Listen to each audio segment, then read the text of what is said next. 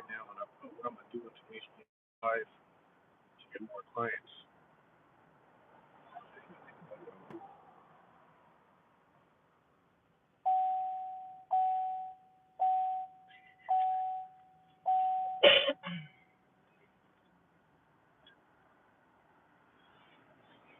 I just want the gates open so I can get them in there. What's going on, y'all? What's going on?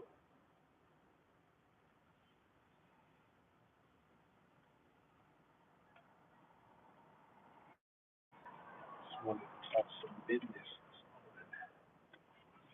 as I before the gates open so I can film. Literally got an hour. I can't way too early. It's way too freaking early. I like being early so that I'm not late, but man, this is not it. I'm a whole hour early. What's good with y'all? What's good? Oh, how were you flying that gimbal? Yeah, let me know if you used it. It's not foggy where I am. Inglewood is not foggy at all. It's actually some sun everywhere else. Driving to get here was definitely heavy. So what are you guys doing this year to get more clients? That's actually something I want to talk about. So I'm having a lot of people ask me how. How do you get them? How do you get people? How do you get them?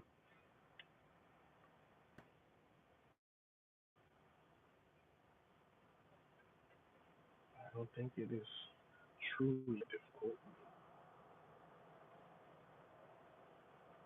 So glad it's being utilized.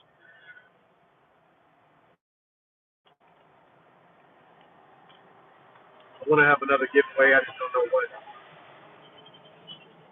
I was going to try to do it for Christmas, but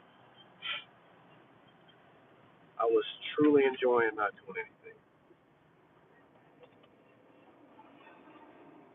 I thought I had my last shoot for December last week. It was kind of a slow week, and then it just, or a slow month, and then I just got a bunch of new clients, so it all worked out.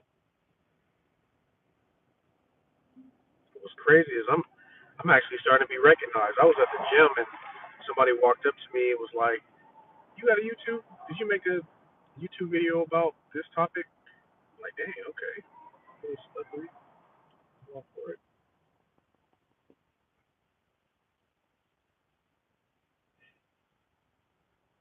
Cold calling, just starting out. Yeah, I don't do any cold calling actually. I didn't do anything the past week. Yeah, it's nice to take a break every now and again, but I do not. I don't cold call at all. I actually tried it one time out of all the years I've been doing this, and it's just not for me. Like you call somebody and you initially just reach out for like, hey, I'm this person, I can do this for you. It's too salesy for me, and I like to either soft launch a conversation into a sale or just kind of let it organically happen. And that only happens when you have conversations that aren't about money.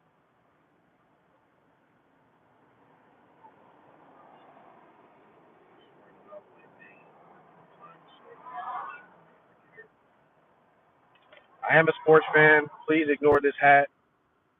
I literally just got it because I like the colors. I love the Niners colors, but I'm a Rams fan. I know they play today. My son likes the Rams, so yeah, definitely. Yeah, he loves the Niners.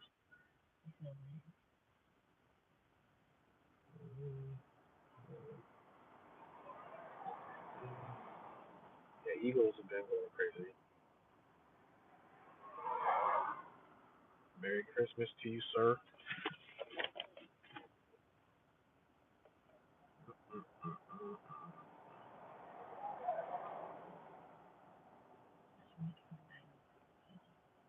He would love that. He went to a Rams and Niners game and he got his stuff signed.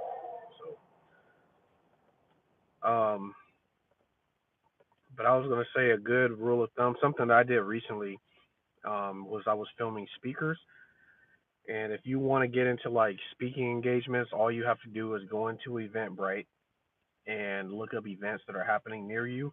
And it could be a bank, it could be an insurance company, it can be something at the mall, it can be a grand opening in somewhere in your city, little updates for different amenities or whatever in a park.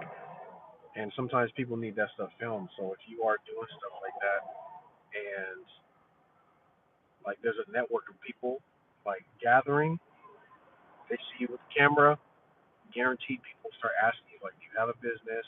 Do you shoot other things? And you just continue to build that network. I did that recently, and I walked out with like 60. It's the best way to reach out to clients. IGD. Um, that's what I was talking about with soft launching. Like when I reach out to somebody on IG, I don't reach out to them for business right away. Like if you comment anything on somebody on Instagram, they will look at your page, especially if they're not following you, and especially if their page is not really big. But yeah, to start off, like, hey, I'm a videographer, XYZ. I have never done that. I start filming people who are in my circle of friends or my network currently. Like, I have cousins that own their own businesses. I have friends that are like nail technicians. They do lashes, they do body sculpting, XYZ. And you just offer them a free service. Build your portfolio up and let people see your work and want to work with you. That's my story.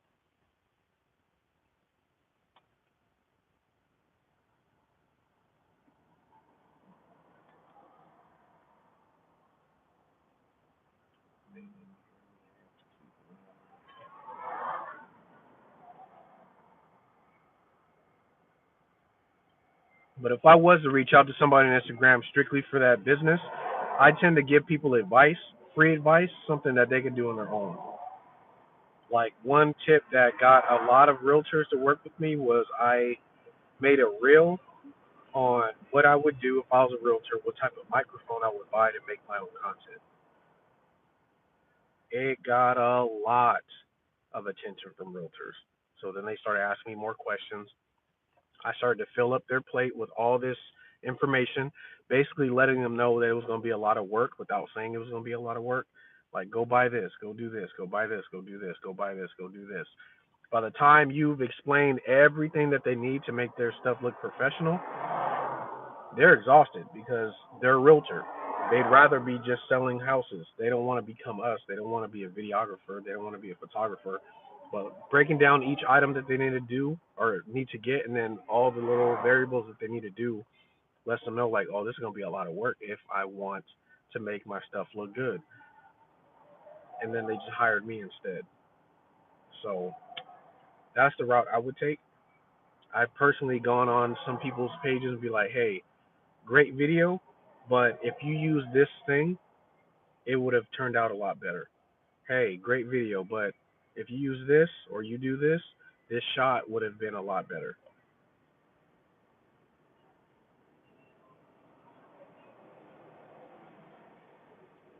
That works for me.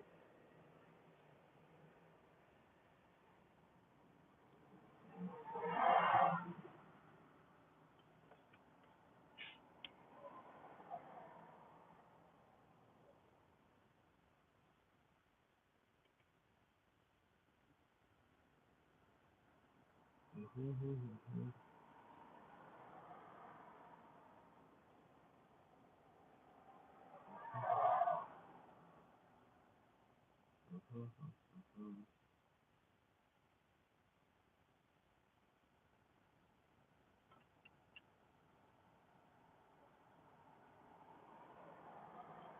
Yeah, people in the comments are being a little dumb. That's what I'm doing because I block people. Never trip in the comments, y'all. My block hand is strong. I feel like I block people every single day.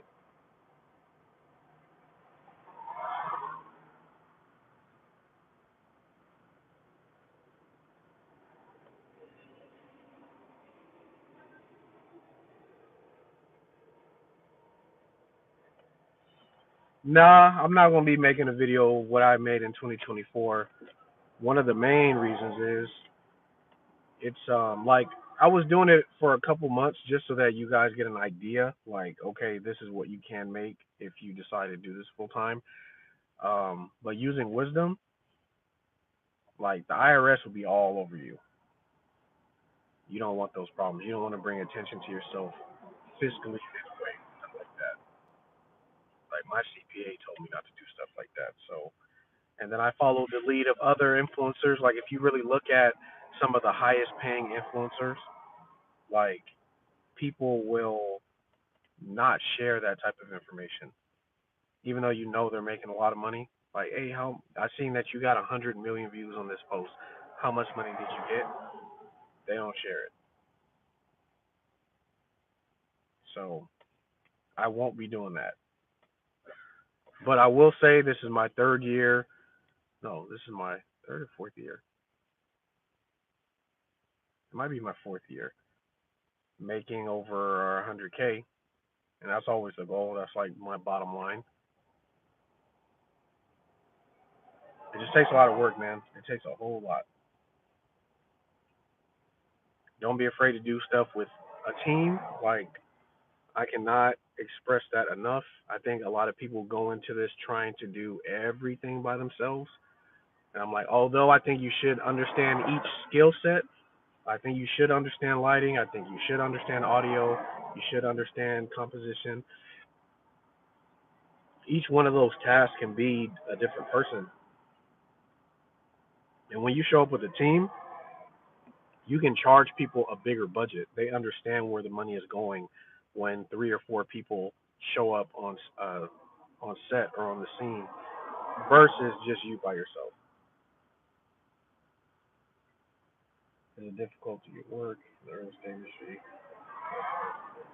It is definitely not hard to get real estate agents.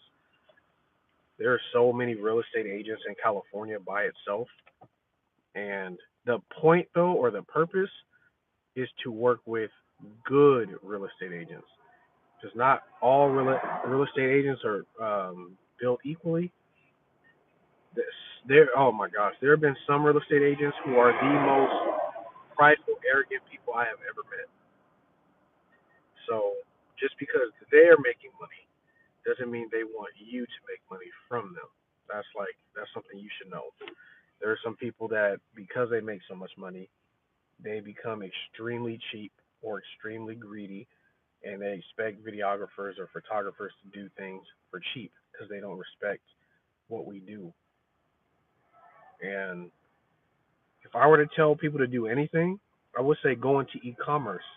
E-commerce is products.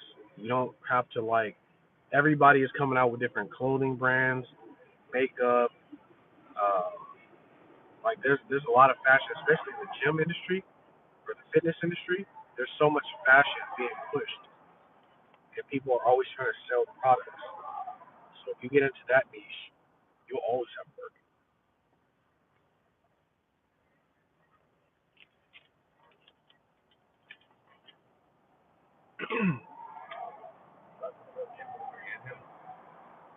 Handheld, without a doubt.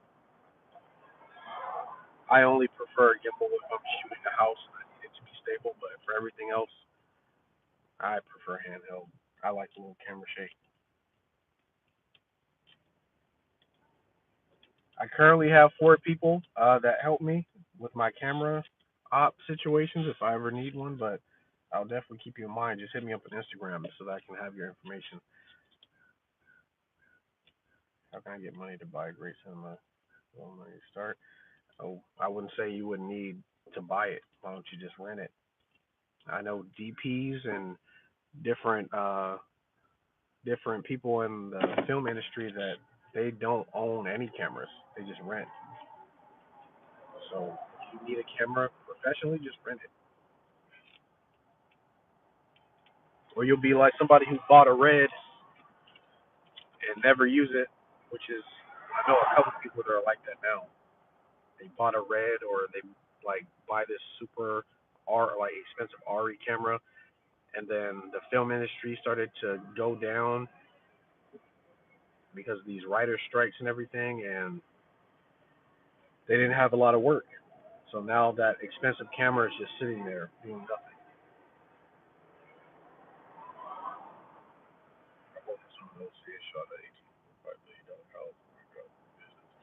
Yeah, bro. It's weird that some people really want like these type of luxury agents because they think I'm going to be filming these really expensive houses, so that means I'm going to be making a lot of money. And that is not the case at all. Not at all. And in fact, real estate agents, the more money that they make, the cheaper that they are. And I get it. Sometimes you just want to hold on to the money that you make, but you got to pay the people that helped you make that money, which is your marketing team, your videographers, your photographers, like these people, your people that help you stage the home, all of that stuff. Like you got to pay these people what they're worth. 35 part time, you can always rent. Paying your skills, not your gear. Amen to that. I think people put uh, too much hype around cinema cameras when they don't have the type of work that requires a cinema camera. And if you guys are really just trying to get your foot in the door and work, you guys need to like apply for the NFL. Right now, the NFL is hiring a lot of photographers and videographers. Granted, it always helps if you love the sport that you would go and film, but they're hiring right now part-time work. You get your experience up, you get your portfolio up. I know people love to boast, so you'd be able to just show yourself filming professional athletes. You can make a video tutorial how you edit most of your work ideas. Uh, maybe. I know I said I was, but I really feel like my editing is not like I don't feel like it's super special. It's just professional. I can't show my stuff like half more than half of the stuff that I make is just on my Instagram anyway.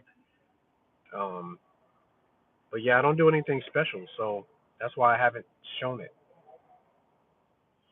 I don't consider myself like a top tier editor, and there are things that I learned that make my videos stand out, but I don't put a whole lot of like extreme effort into my videos in terms of the editing process. I like to tell a story. Telling a story makes your videos better without a lot of fancy edits. Like if you can't invoke emotion when somebody is watching it without all the special effects and transitions and all that stuff, then I consider you somebody who is not a great editor. You're a fancy editor, but you're not a good one. Like I tell people all the time, I don't want to make a Marvel movie in order to like post this video. I don't want all the special effects all the time, especially because a lot of them are trendy. Like they're trendy right now, but like composition is important. 10 years ago, it's important now. It's going to be important 10 years from now. Like those are things I want to learn. Storytelling is always important because you want to make sense when somebody's watching the footage. Do I need to pick a niche for YouTube, social media? Yes, you do. Absolutely. Because it keeps you on track and it keeps your audience clear on what you're posting.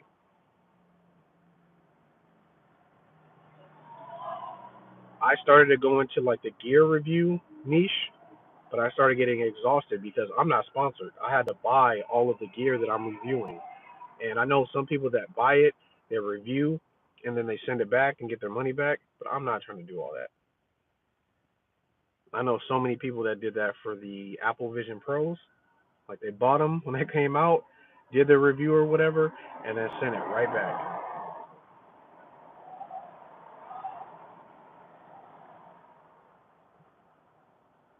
Yep. Documentary sales and commercials, cannabis promotions, you're not doing your job. I agree, 100%. That's why I say I'm not super interested in showing my edits because my edits are just helping people sell their homes or buy these homes. There's really nothing special about what I'm doing. My footage is clear. It's visible. Like I could shoot in a dark house and you would never know. Um, yeah, and it's just professional, and that's what I look for first. I don't look for trendy first. 'Cause when I think about people that have money, the people that have money are the most professional people. They don't care about all the trends. It's the people that don't have a lot of money that need their stuff to look all super special in order to gain an audience and gain attention. And most times, and I actually tell my clients this as well, having a video that is really highly edited doesn't give you more business. It gives me more business because people reach out to them and say, hey, who's your camera guy? Who's your editor? So then I get more business. They're not like, hey, I love the videos that you've been posting. Give me more information on how I can buy this house. It has never happened. So if you want me to get more business, I'll be happy to do all the bells and whistles. But guarantee your house is going to be on the market for weeks because all that fancy stuff, when somebody actually arrives on the property and they see the house for what it is, with no bells and whistles, just brick and mortar, they don't care about all that. You know, that's the best strategy for buying a car.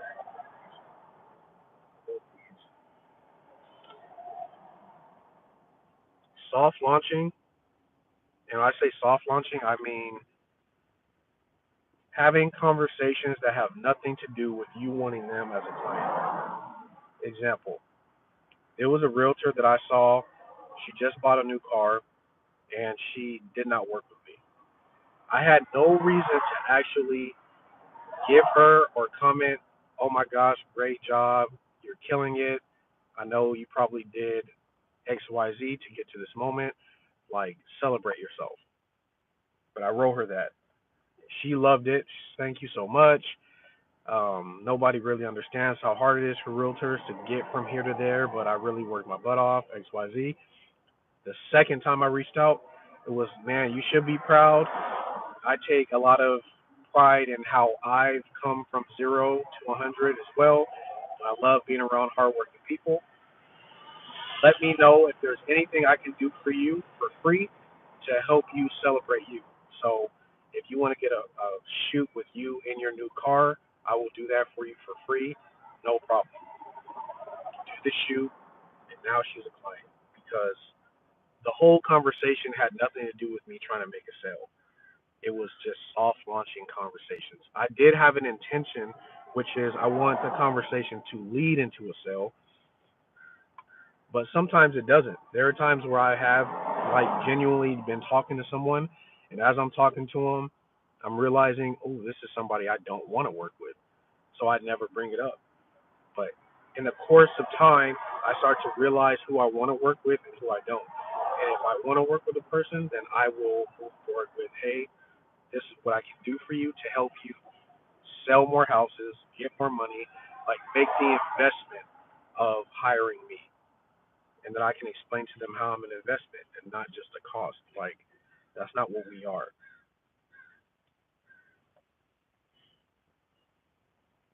Typically, usually, the cheapest clients too. Yeah, for sure. The cheapest ones always want like 100 things in one video. They normally ask for the most revisions too. So, South Florida in the house. Why don't you hook up your DJ mic to your phone that are audio? Because I didn't expect to get on live. When I do live like this, I'm just in the car. I didn't plan on actually getting on live, so I'm just trying to kill time because I got to my shoot too early. I was just telling my boy about your page, right. I appreciate that. I really do. Like my goal was always to help new videographers find direction. Like, cause a lot of us, we just, I mean, speaking for myself too, I didn't know what direction I actually wanted to take. When you have a camera and you're able to do anything, it's hard to just pick one thing and run with it. I picked fitness at first, but I ended up in real estate. How that happened, it's a mystery to me, but I followed the money at that point because fitness was not paying a lot. The trainers that I was working with weren't making a whole lot of money.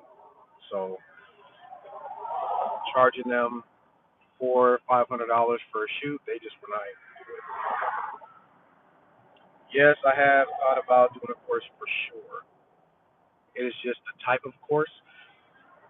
But how I'm gonna do that is I'm gonna like give access to the membership thing that they have on YouTube, and I'm gonna start my course that way first.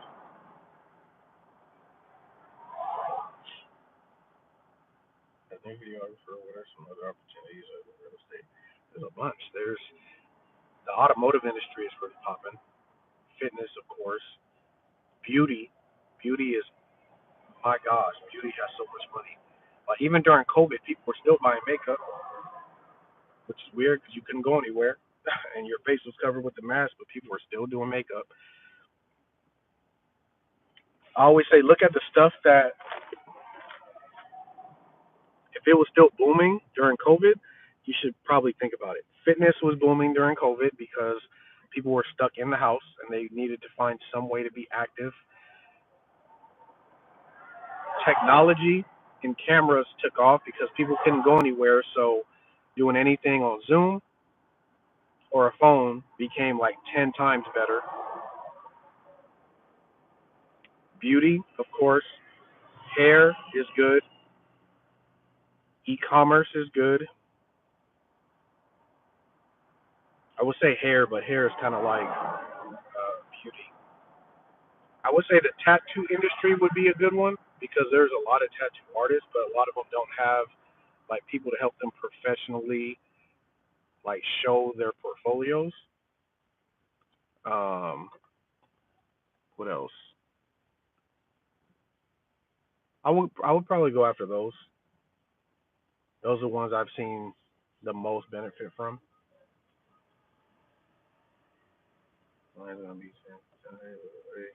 Yeah, I don't really care about that. I'm a Rams fan. I just bought this hat because it matches the outfit. Um, but I want San Francisco to lose anyway. The Rams made it into the playoffs, so I'm not sure. Anyway, I'll think about doing an editing workflow tutorial, but it's not going to be in depth. It's going to be very basic and boring because I'm more about teaching people how to capture shots in the field to make editing easier. That makes more sense to me overall. I don't think a lot of videographers really pay attention to what they're filming when they're in the field. They just film a bunch of random stuff and then go behind the desk and hope to make something great. But to make a good video, you have to have a shot list in your head. You have to have it written down. You have to know what you plan on going to shoot so that the editing process is easier.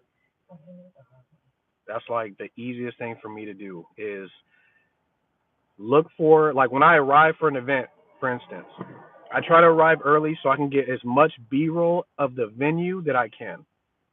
Because when I start a video, people want to know, okay, where am I? What what is this video about? So I show the decor, I show like the building, I show like little small details if they have like a nice table set up or anything like that. Show the photo booth, show like anything moving that is not a person. Then I show people coming in.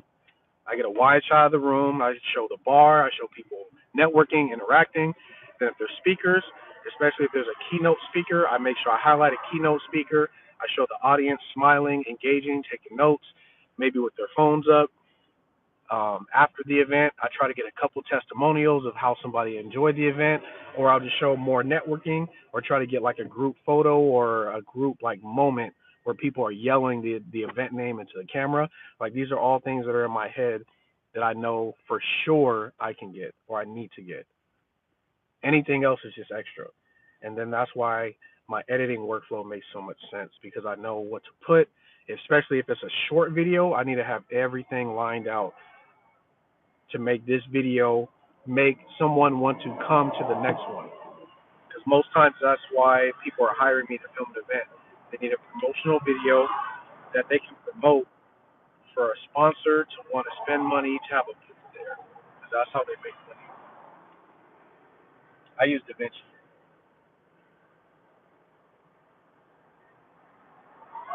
Oh yes, city government education is super good. Anybody can go to like City Hall and find like photography or videography courses or jobs to work in. You can do that any City Hall. There were like three when I went up there and looked on the website. And when you think about like the mayors or the people that sit on the city council or stuff that they do for the city, they need photographers and videographers to film that stuff because they put it on the city website. This might sound stupid. When you say your videos are professional, well, my videos don't look choppy. The colors of them are correct. I've seen so many videos where people's white balance is completely off, or it looks like green tinted. Um, it's sharp. The audio is good, especially if I have speakers. I've heard and seen people who are like, oh, for instance, if I'm being hired by somebody who has had previous videographers, I ask them, what about them did you not like so that you were looking for me? And they tell me their videos don't look professional like yours. And then I go and look, and let's say the venue didn't have a lot of bright lights. If they didn't have a full frame camera, meaning a crop sensor camera, they couldn't boost their ISO up, so the footage is dark. Dark footage don't look professional, especially if you don't have lights. I have lights. I have some. I have. That's why I use Sony cameras so I can boost the ISO up if I need.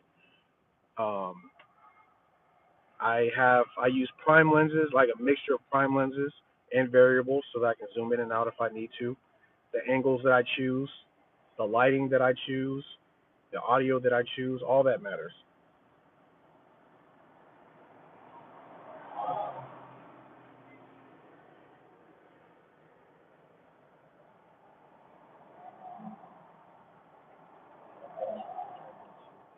Yeah, marketing agencies is big. I actually just met with one a couple weeks ago. They liked my work. They said the same thing. There was like a professional level to my work that was next level that they loved. Looking at my podcast advertisement that I'll post from time to time, and they said they only wanted to hire me to film it. They would edit it, they would sell to the clients, but I'm an addition to them because in their team they don't have anybody that can film. So social media management companies most times have no experience filming. So they're looking for videographers. So if you can get in touch with them, you'll never have to sell to a client ever. You'll never have to do cold calls. You'll never have to hit people in their DMs. You'll never have to do that because part of social media management requires videographers. It requires photographers. You just have to make sure that your portfolio is good enough so that if they reached out to you and said, hey, can you do this type of work, you can send them your portfolio and it shows the type of work that you can do. But yes, managers, any type of social media management, hit them. They're the sales.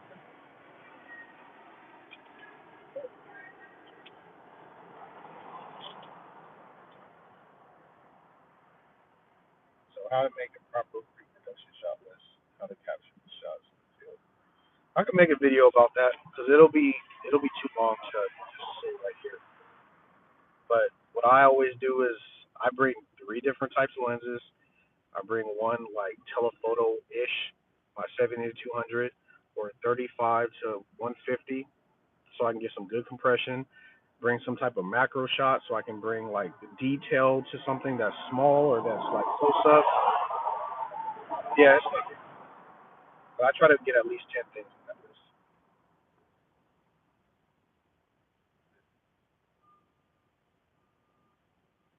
Yeah, it really does. I actually try to do my shot list in order so that when I'm scrubbing through my footage, it's literally just like I'm stacking Legos. Like everything just makes sense. Yeah, these biceps are always looking for the shirt. But honestly, this is a networking tactic that I do. This is why I always work out. People see my muscles and they automatically come up to me and just be like, "Dang, bro, you hit the gym or what?" Like they try to make a joke out of it, right? Which I'm okay with. I don't mind. But when they're talking to me, they initially walk up to me making some type of joke about my body type. In that little humorous moment is when I'm building the network. I'm building the rapport. If you don't have anything about you that stand out to someone to make them just like initially just start a conversation with you, then it might be time to find something. But I always do that. People see my Ray-Ban metas and like I was filming something and somebody was like, "Oh, you should get B-roll of this," and I was like, "I already am. I've been filming ever since I got here," and I pointed to my Ray-Ban metas. And they're all, "Oh my gosh, there's a camera in that," and then we just start the conversation, and I tell them how I film everything. It's a part of my job. And I try to do above and beyond. I try to mix this into the footage, and then it's always something, man. City government has high food during COVID. I appreciate that. Thank you. Man, I need to lock this freaking door, man. There's people walking by my freaking car. My door's unlocked. I've been robbed, so I got PTSD. Like, anytime I see somebody walking toward my car, I'm always kind of staring a little longer than them. Too. Hit me too at 2 a.m. last week. So that's why yeah, for sure. I don't try to make competitors out of my videographers, like associates. I never do, especially because we all have different skill sets and we all have different talents. So, if anything, us working together would make more sense than us competing. We just, you have a whole bunch of clients yourself. I have a whole bunch of clients myself. Imagine what we can do and the type of people we can serve if we came together. That's how I think.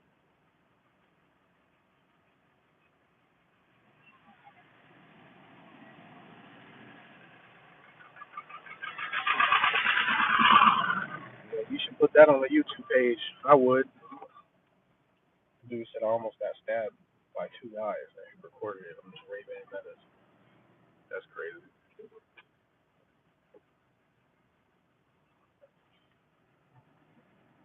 Yeah, that's really crazy. Well, thank God that you are okay. That's the point, right? Get up out of there alive.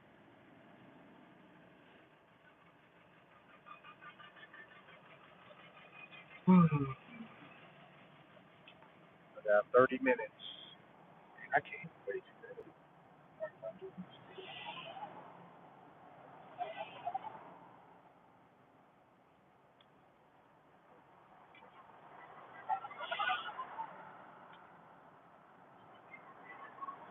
One thing I'm definitely going to do is start writing out my goals again.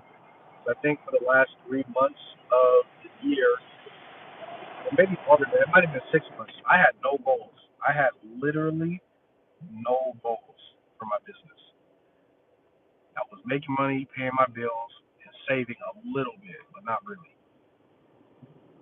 But I need to have some actual goals to knock down because I'm a goal oriented person. Getting back into knocking out these books that are been sitting on my shelf because I love to read. I'm an avid reader, and when I don't read, it really affects my mental. Like I can feel the difference when I'm not intaking information that's healthy for me to learn.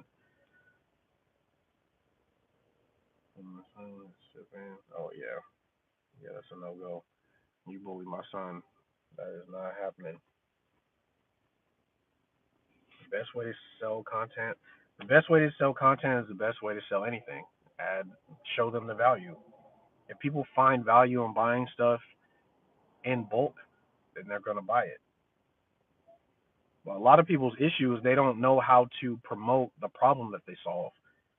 We solve problems for real estate agents. The problem that I solve is I make the house that you sell that might not be appealing. I make it look better in video form so that people can see it and that you get leads generated from all of the traction that that video got.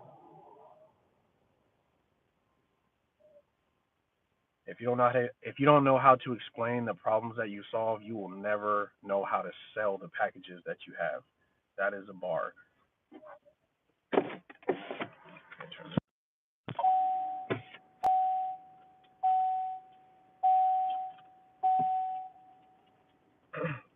I have two different types of packages when it comes to my real estate clients. A content day that basically allows us to film for like 2.5 hours, so we can batch record all the content they need for the month.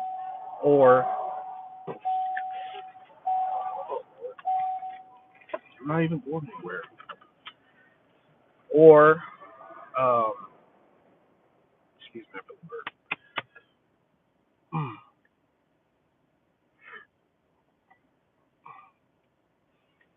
a retainer that offers a credit system. So let's say you wanted to offer 10 credits for $5,000. Each credit is an hour and a half of filming XYZ type of project that covers the editing, that covers the travel fee, and that covers the filming.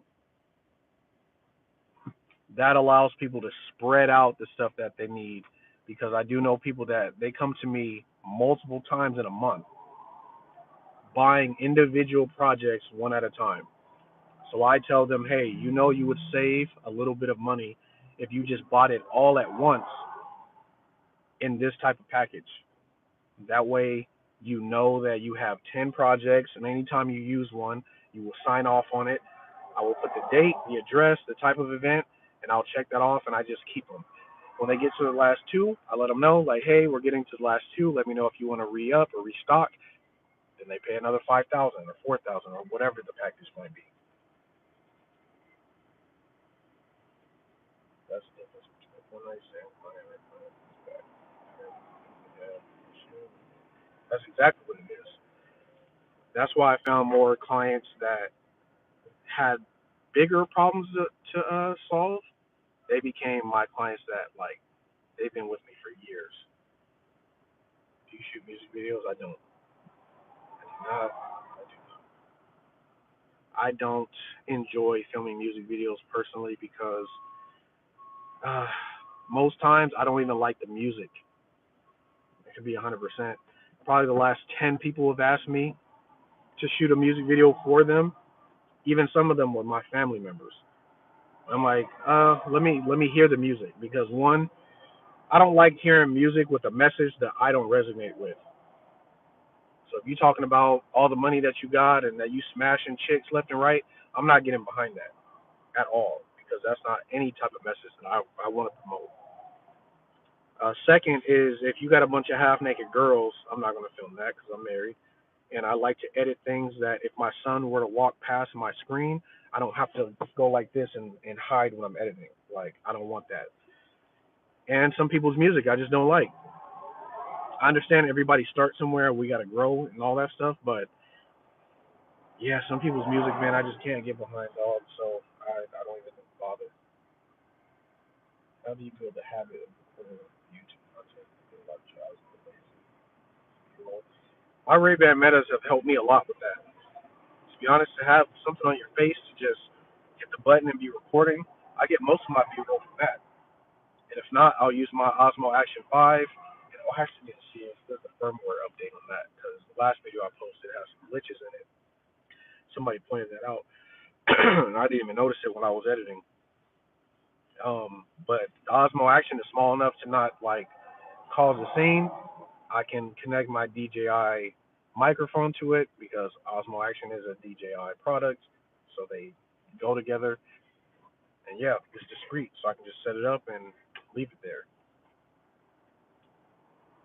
But I've been big this whole year. I probably have gotten more BTS this year than I have ever gotten, because I was very, one of my buddies, his name is Quay Potts. He has a really dope YouTube page. If you're a golfer, you'll love his page because he's avid in golf, and he just got hired to do a YouTube channel for some ex NFL players, which is amazing. But he had B-roll all the time because his girlfriend films him while he's working. So he'll be at weddings, and she just has the camera on him at all times. And I'm like, dang, I need somebody like that for me. And instead of complaining about it because I don't have anybody like that, I'll hire my sister who's right here, or I'll just use like Ray-Ban Metas and just be straight. So she's actually doing BTS for the client that we have today. There's no money in music videos. The artists don't even have budgets. They're created trying to make money. I wouldn't know because I never get that far in the conversation personally. Because it's never been about the budget for me. It's just been about everything else. So I don't get into the conversation that deeply. I don't know. I don't know. I have a yoga retainer client. I get scared when I hear it. Yeah, see, that's why I can't take every job. I've been offered to do jobs where I'm just like, I think that'll be problematic, so let me just say no. I don't, oh man, I don't want to have to hide anything. I keep my conversations clean in my phone because I don't think my wife checks my phone, but if she did, I don't have anything to worry about. Like, I just want to live that type of life where I don't have anything to hide. I don't have anything to worry about. It just takes too much time to lie and to try to cover up your tracks, and I'm straight, man. I'm all the way good. Some people like to look at guns and cameras. Well, I wouldn't know, man. Trust me. I wouldn't get. I'm telling you, I wouldn't even get behind that message. The second they told me they had some guns, bro, I'm out. You ain't paying me enough to. You are not. Even if it was a fake gun, prop gun, you're not paying me enough. I am a Christian man. You're not paying me enough to promote this message. Like, no, there's not enough money in the world. I don't want to promote death. I grew up around this stuff. I grew up around people who really shot guns, who were really in gangs. We grew up. Me and my sister grew up around that stuff. And there's nothing about it that is fun. There's nothing about it in that song where you're promoting it like you want to keep doing it. You're not telling your story. You're trying to promote threats and death. I got people in my family I'll never see again, either because they are dead or because they are behind bars for the rest of their life because they did something stupid with guns. I'm not promoting that ignorance. I'm just not, man. We're too old for that stuff. That might be the old head in me, but at the end of the day, I'm making money, I'm building my business, I'm safe, building my family, and I'm loving life. So,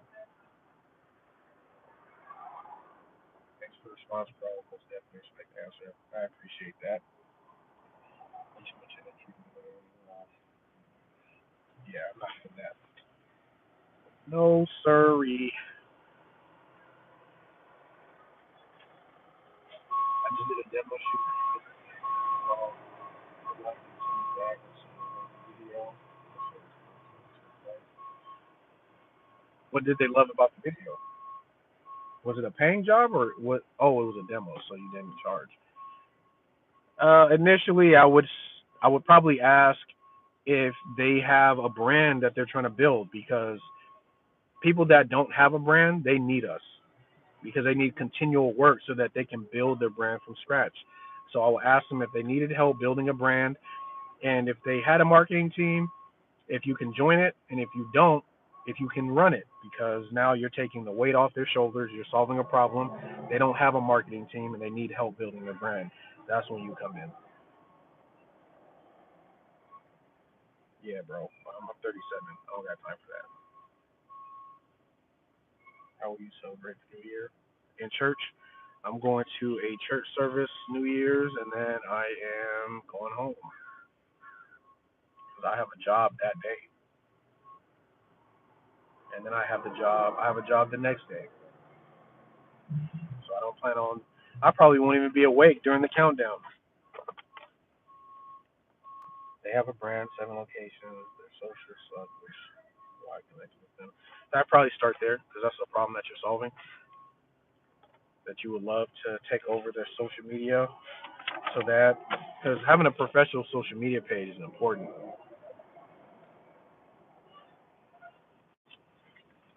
You are brand is a lifeline.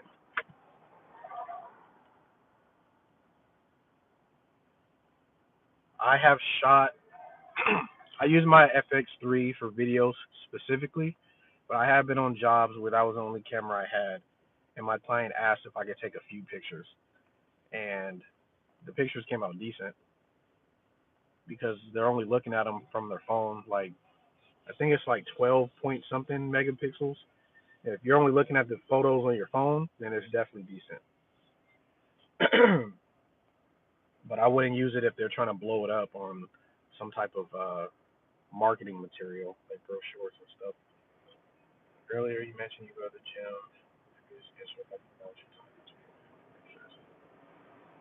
I go to the gym at 5 in the morning. I read when I get home from the gym, and I try to keep my schedule. I mean, we run our schedule when you're like full time entrepreneur, so I don't book any jobs before 8:30. So that gives me time to work out and read. Once I'm done with work, my wife is an entrepreneur too. Entrepreneur too. Talking too much, man. Stumbling over my words. So being intentional about our time together, it just it takes effort. You don't fall into that. You just have to be intentional. That's really it. I've been married for 15 years, and I can honestly say that it is not always easy. Some days it feels easy, or some months it feels like everything flows, and then some you have to really put in the work. But church is non-negotiable, man. I make time for all the things that's important to me. Like my brother wanted to play Call of Duty last night. I was like, man, as much as I would love to just decompress and shoot some people, I gotta wake up early to go to the gym, so I'm gonna have to say no. Because if I did that, I would have probably been on there for like 2 hours. That means I would have been super tired waking up in the morning, and it's easy to hit snooze and just roll back over. And next thing I know, I'm waking up at 8. I don't want to do that. Oh, appreciate that, bro. Better send me $5. Appreciate that. Show. How much would you charge them to manage their social media, YouTube, and their ads? Man, at least 5,000, at least.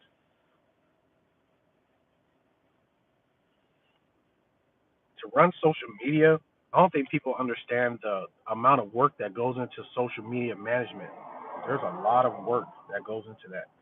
That's why there's different job titles: social media manager, videographer, editor. Like if you're all of these things into one, then you have to pay me the salary for each one. Being three people in one body, like I don't. After reading the book, I think it's called Focused Work, I've learned to try to not multitask anymore. I try to do one thing at a time and I'll section it. Otherwise, I will feel overwhelmed and nothing gets done when I'm overwhelmed. Like I can't even look straight. I'll be looking up at my computer screen and it just keeps going blurry. So I'm like, nope, I gotta walk outside. I need to touch grass real quick. That's the only point is once they post it, it doesn't really matter unless like products.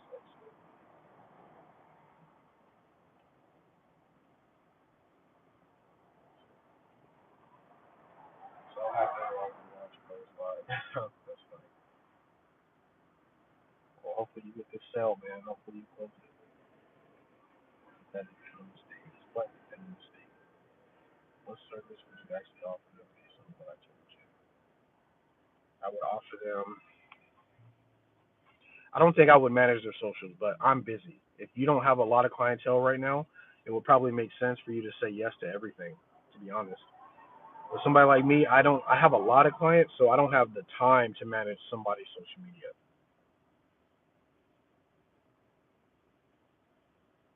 You most definitely bring value to the space. Appreciate it. Thank you, John. I really appreciate that for real. When you guys encourage me, it makes me want to keep posting. So keep encouraging. The pricing you came up with for what? Yeah, man, restaurants, social media ads, and so on. Yeah, I've heard mixed reviews on that. I know some people that love restaurants because it's low maintenance. I know some people that love it or that hate it. Yeah, I know some people that hate it because it gets very repetitive and very boring.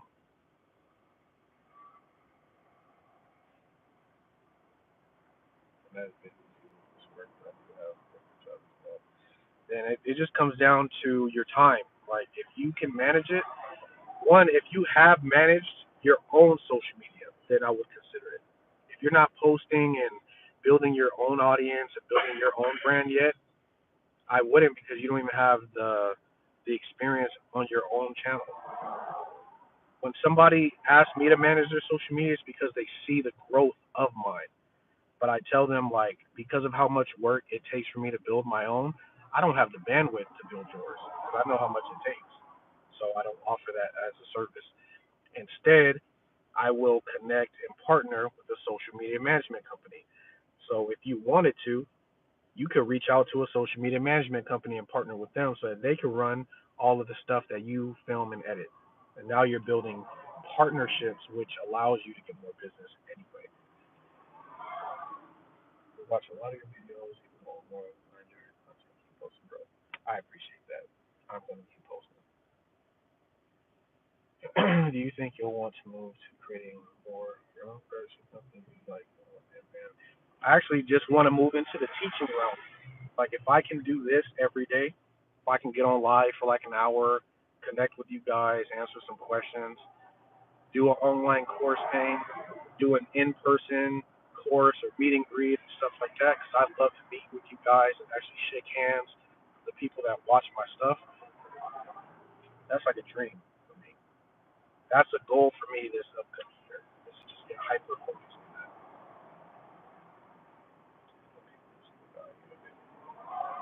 Feeling brains. I appreciate that. Thank you.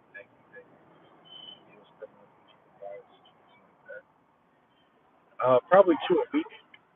I always try to do two or three a week. That's like a good minimum maximum for me.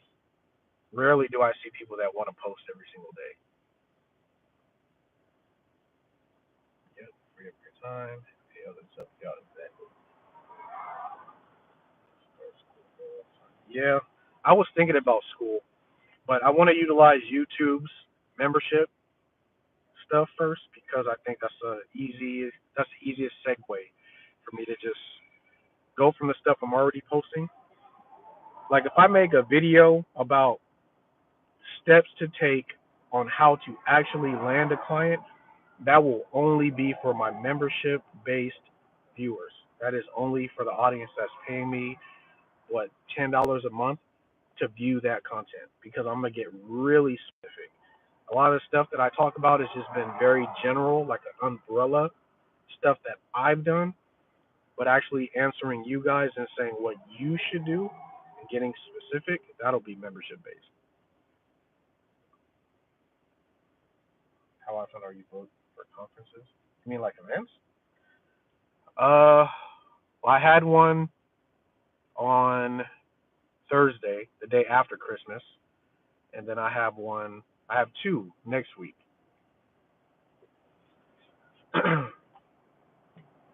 So I would say in a month, probably maybe four.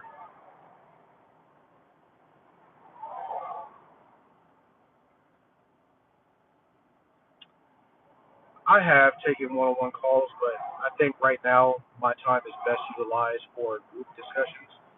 Like, if I did a Zoom call, I would allow people to, ask me questions by typing, not by talking, because it can get a little crazy when everybody's trying to talk over each other, and then just have something like that. My mentorship is one-on-one. So if you took mentorship stuff from me, then we can hop on one-on-one calls.